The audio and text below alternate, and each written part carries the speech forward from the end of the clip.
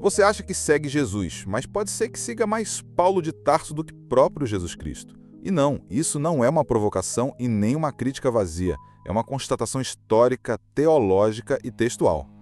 O cristianismo que moldou o Ocidente, suas igrejas, seus púlpitos, seus sacramentos e suas regras, tem como eixo doutrinário um homem que não conheceu Jesus em vida, homem que sequer presenciou seus milagres, não ouviu o sermão da montanha, não esteve no Gólgota e nem viu o túmulo vazio. Seu nome? Paulo de Tarso, o apóstolo Paulo, canonizado por católicos e venerado por protestantes.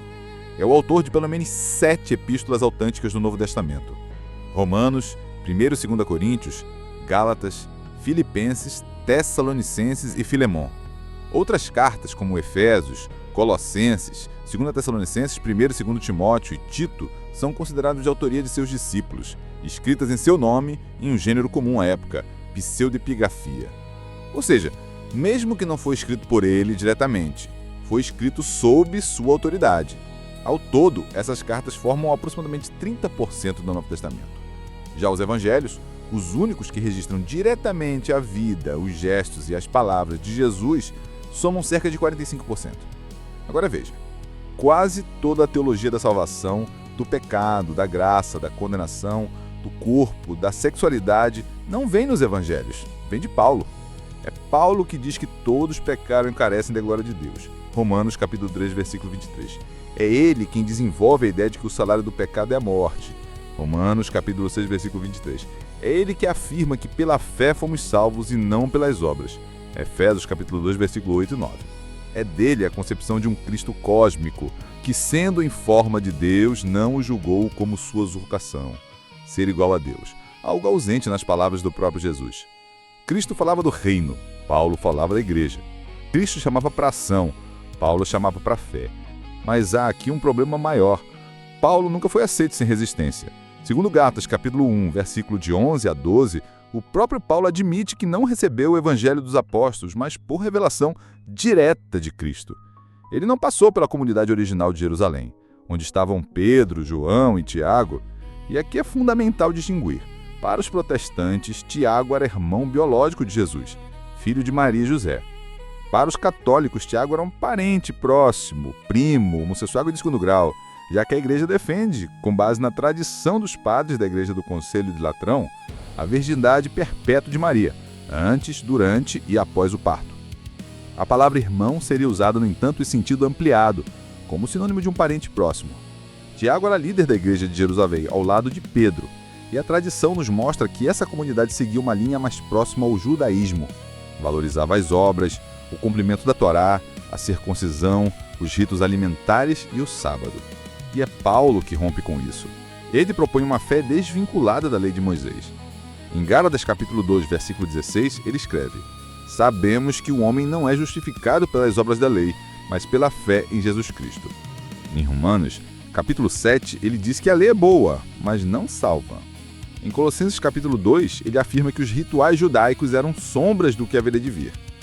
Esse conflito teológico explodiu em Antioquia, onde Paulo confronta Pedro publicamente. Pedro recuava quando os cristãos judeus chegavam, evitando comer com os gentios. Paulo chama de hipócrita. Ali fica claro, havia duas eclesiologias em disputa. De um lado, a eclesia apostólica, sentada na tradição de Jesus, de outro, a teologia paulina, voltada para a universalização da frente dos gentios. Paulo venceu, não por força, mas por estratégia. Ele compreendeu o mundo greco-romano, falava grego, conhecia a filologia histórica, a retórica romana, a lógica platônica. Ele ofereceu ao império uma fé que não exigia circuncisão, nem guarda-sábado, nem pureza ritual, apenas fé. E essa fé, desprovida de exigências culturais judaicas, se espalhou mais rápido. Séculos depois, já sob Constantino e Teodósio, esse cristianismo crescido e institucionalizado por Paulo se tornaria a religião oficial do Império Romano. E foi com base das cartas paulinas que Agostinho desenvolveu a doutrina do pecado original, Tomás de Aquino fundamentou a teologia sacramental, Lutero rompeu com Roma e Calvino estabeleceu a predestinação, tudo com base em Paulo. E é também a partir de Paulo que boa parte da moral cristã se estrutura. O papel submisso da mulher, que está em 1 Coríntios 14, 34, ou a autoridade do marido, que está em Efésios capítulo 5, versículo 36. A condenação da homossexualidade, que está em Romanos 1, 26, a hierarquia clerical, que está em 1 Timóteo capítulo 10, versículo 2. Tudo defendido por Paulo.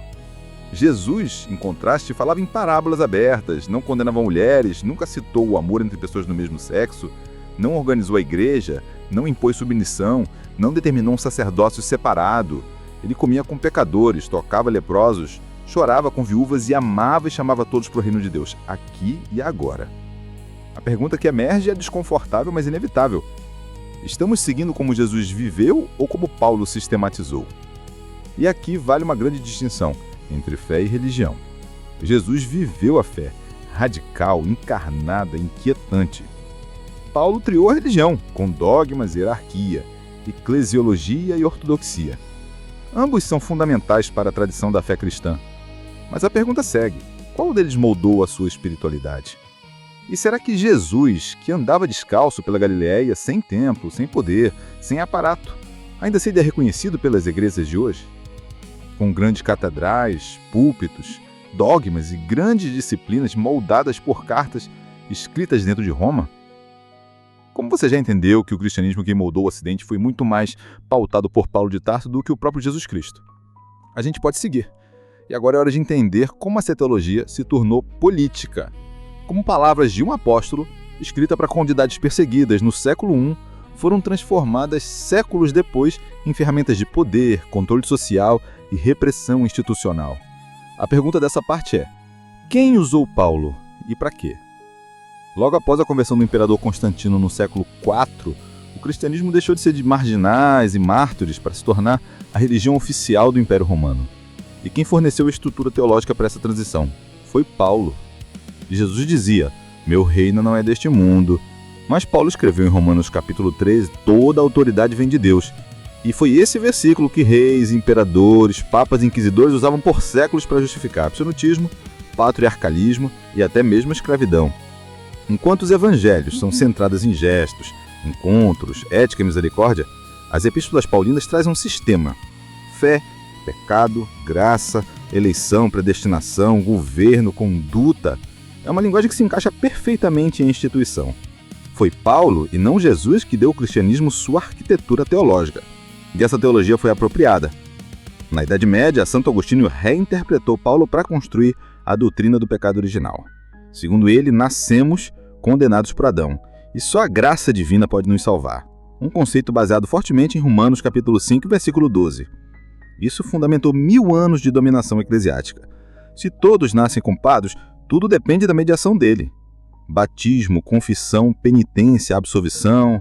O fiel que não tem acesso direto ao Cristo dos Evangelhos, mas a salvação formulada por Paulo, administrada por sacerdote. Acredita nisso e nem questiona. Mais tarde, Santo Tomás de Aquino vai sistematizar ainda mais essa teologia, unindo Aristóteles e Paulo para estruturar a doutrina moral da Igreja. Toda hierarquia entre corpo e alma, homem e mulher, clero e leigo foi formalizada a partir das bases lançadas por Paulo, especialmente Efésios, Colossenses e Timóteo. Quer um exemplo? Quando Tomás escreve que a mulher é inferior por natureza e por função, ele ecoa a leitura literal de Efésios 5. Maridos, amai vossas mulheres como Cristo amou a igreja, e esposas, sede submissas a vossos maridos. A tradição católica nunca aboliu essa lógica, apenas suavizou com linguagem pastoral. Já os reformadores protestantes não romperam com Paulo, ao contrário, se aprofundaram nele. Martinho Lutero, ao romper com a Igreja de Roma, não usou os evangelhos como sua base. Sua ruptura se deu em torno de Romanos de Gálatas, onde Paulo diz que o justo viverá pela fé, e que não somos salvos por obras, mas por graça. Lutero removeu os sacramentos, os santos, o clero, mas conservou a teologia paulina da culpa e da fé. Calvino, por sua vez, levou Paulo ao extremo. Em Romanos capítulo 9, Paulo fala sobre os vasos de ira e os vasos de misericórdia, pessoas que Deus escolhe para salvar e outras para condenar. Com base nisso, Calvino desenvolveu a doutrina da dupla predestinação que marcou o protestantismo calvinista até hoje. Ou seja, enquanto os evangelhos mostram Jesus dizendo: Pai, perdoai-os, eles não sabem o que fazem, a tradição reformada, apoiada em Paulo, afirma: alguns foram criados para a perdição eterna. E a consequência histórica disso foi brutal.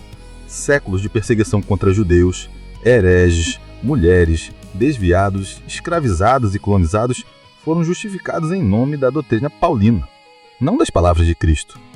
A Inquisição usou Paulo, a escravidão usou Paulo, os colonizadores usaram Paulo, as cruzadas usavam Paulo, as ditaduras religiosas usavam Paulo.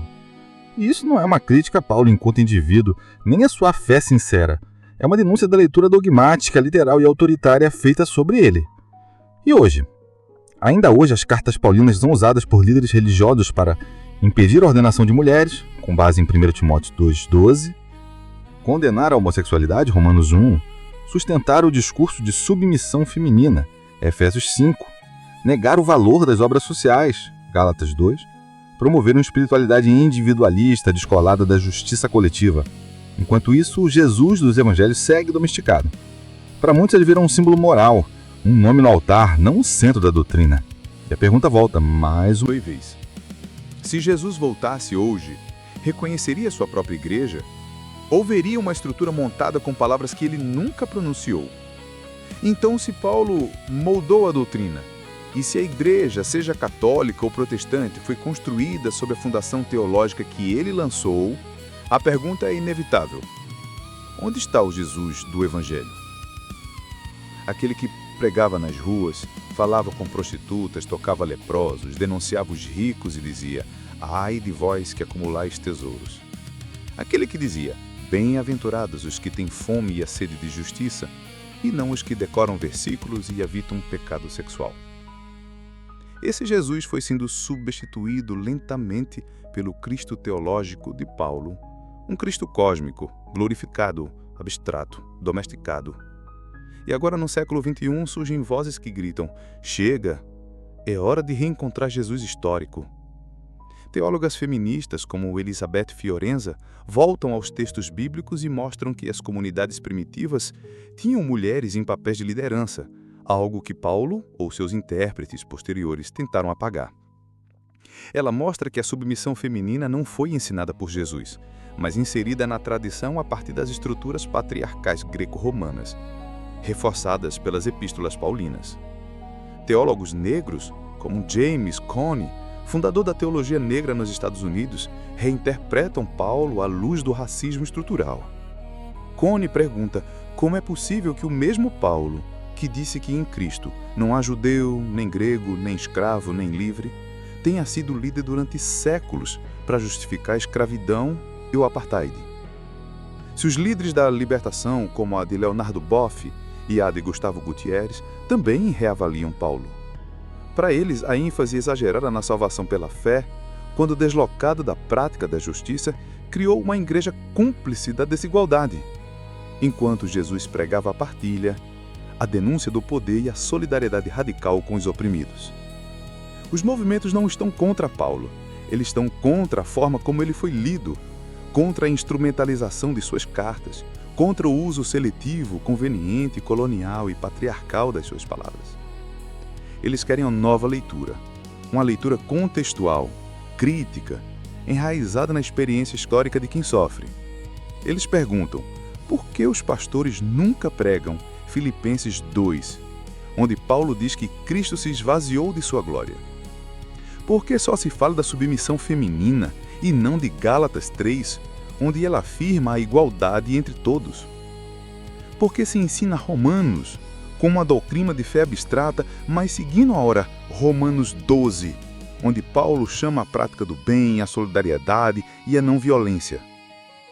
A disputa de interpretações não é nova. Ela está presente desde o século II.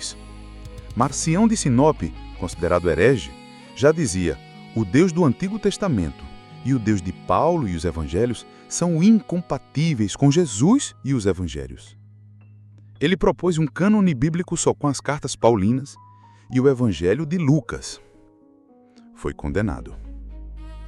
Mas sua pergunta permanece: que tipo de Deus estamos seguindo? E talvez a maior pergunta de todas não seja se Paulo estava certo ou errado, mas o que fizemos com Jesus? Transformamos seu evangelho, seu legado do reino, coletivo, subversivo, presente, num evangelho de salvação individual, moralista e futuro. No evangelho do reino, Jesus chamava: Jesus falava de libertação. Muitos de seus seguidores passaram a falar de controle. Quando Jesus dizia perdoai, os púlpitos diziam condene. Quando Jesus se aproximava dos marginais, as igrejas os expulsavam. Quando Jesus libertava mulheres, a igreja os calava, as queimava. É esse cristianismo que Jesus veio fundar? Ou será que há 2000 anos, Paulo abriu um caminho teológico que foi desvirtuado pelo poder, pela cultura, pelo medo e pela conveniência institucional? Milhares de cristãos no mundo, inclusive padres, pastores e teólogos, estão voltando aos evangelhos com a pergunta urgente: quem é de fato o Cristo que seguimos? É o Filho de Deus vivo que lavava os pés dos outros? Ou o símbolo do poder religioso que domina, silencia e condena? É hora de parar, respirar e perguntar: cristão de quem?